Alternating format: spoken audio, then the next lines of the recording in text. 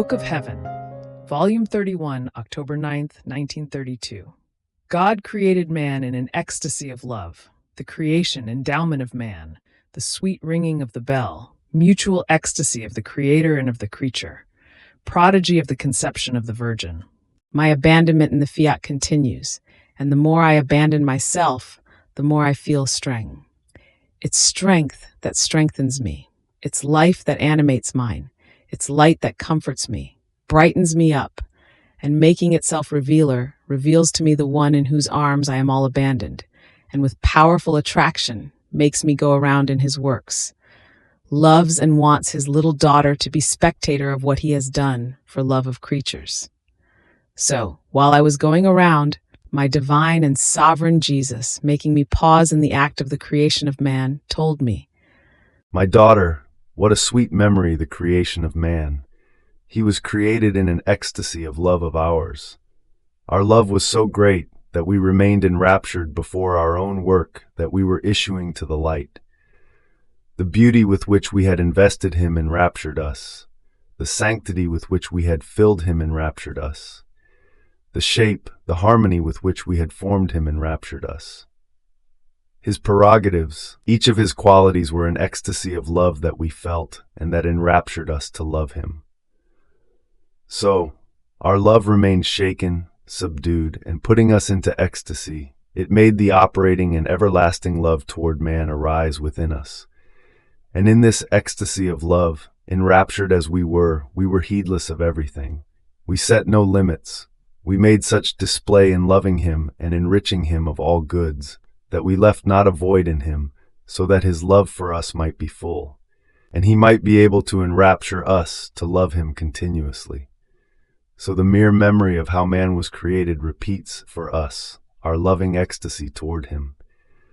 Now one who goes around in our will, as she finds our works that were as though a preparation to then create man, rings the bell to call all creatures to recognize this love of God toward man, and its sweet sound calls our attention, reawakens our love, and makes our ecstasy of love arise again toward him. Ecstasy means a complete pouring out of oneself toward the beloved, and one who lives in our will has the power to make us undergo our ecstasy of love, that we may pour ourselves out into her, and we, with our power, place the creature in ecstasy for us, so that nothing may be left of her, and she may pour herself out completely into our supreme being.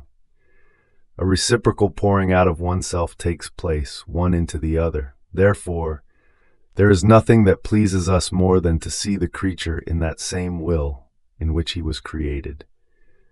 To admire our works, to know them, to feel the pulsations of our love that each created thing possesses, this was the endowment that we prepared and gave to man in creating so many things and all creation.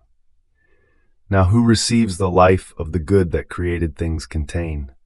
One who makes use of this endowment so splendid, and by right, one who knows them, by knowing them, finds our love palpitating, our will operating, and he loves them and loves in them that supreme being that loves him.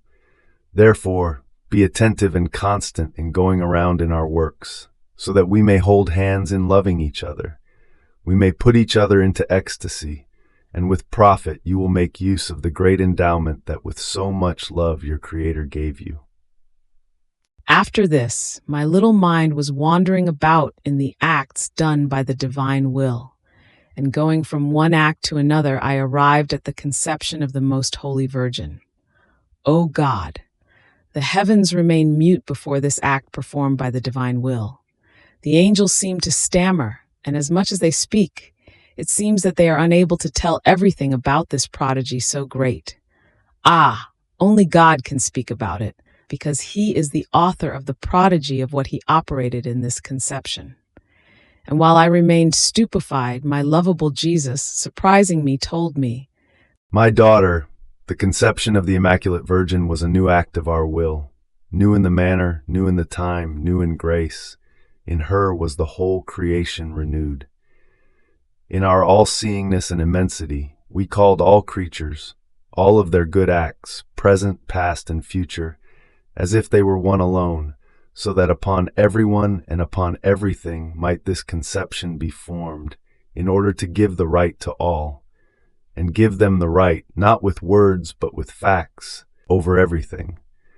When our will does an act that must serve for the universal good of all, it puts no one aside, and making use of its omnipotence, it gathers everything together, creatures and acts of theirs, except for sin, because evil does not enter our acts, and it performs the act it wants to do.